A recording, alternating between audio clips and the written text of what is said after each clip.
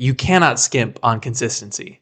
There are many things you can skimp on. You can live off ramen noodles for a shocking amount of time. You can ignore the check engine light on your old pickup for probably another decade or so. But if you want to learn, grow, improve, or get better at something, you cannot skimp on consistency. Imagine putting water on the stove to make some tea.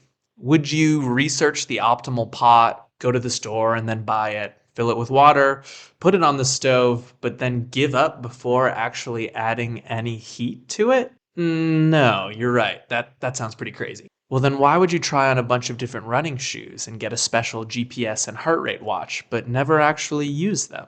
Why would you buy a gym membership, but then never actually go to the gym? Does that sound like anyone you know? Would you put water on the stove, turn on the gas, get distracted, turn it off, come back later, sporadically adding heat but never reaching a full boil? Would you just give up and then try again the next day or the next week? No, that also sounds pretty crazy.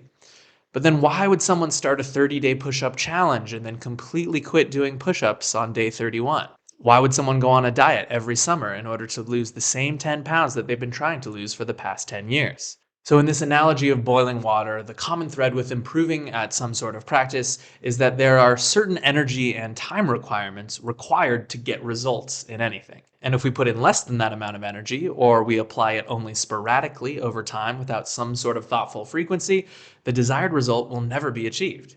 The difference, of course, is that we know exactly what the energy required to boil water is. It just needs to be 100 degrees. And it's easy, so the consistent heat that we need to add gets done in the blink of an eye thanks to some simple machines that we rely on.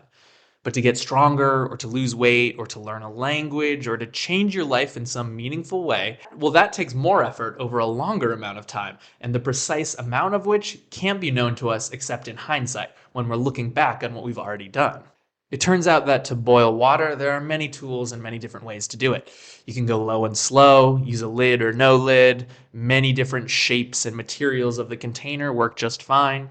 You can add the heat via gas, induction, electric, or microwave. All of these do the trick. Although, unlike with fitness, there is one undisputed king of how to boil water, and that is the electric kettle. I'm sorry, my fellow countrymen, fellow Americans, but it's the electric kettle. That is the only correct way to boil water. But for physical practices or learning complex skills or any sort of self-improvement, there is unfortunately no best way. There are many ways to get the job done with their own different pros and cons. But there is one attribute common to all effective methods, and that of course is consistency.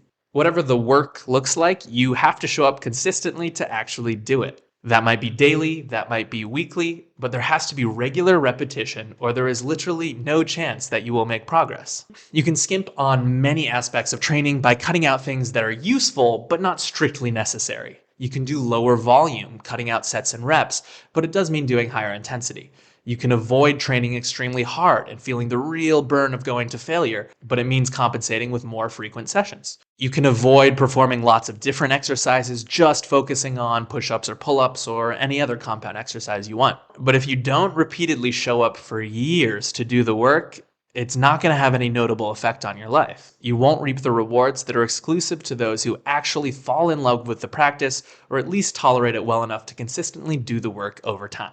So the goal then becomes, how can I learn to love my practice, to make it a part of the fabric of my life so as to maximize long-term consistency? How can I make showing up and putting the work in guaranteed instead of improbable? Personally, I just started training and then iterated from there. I did more of what I liked and less of what I didn't, and that has kept me motivated for years and is going to keep me motivated for decades. How about you? What keeps you motivated and engaged in your training? Let us know in the comments and let's get strong for life together. Peace. Have a great day.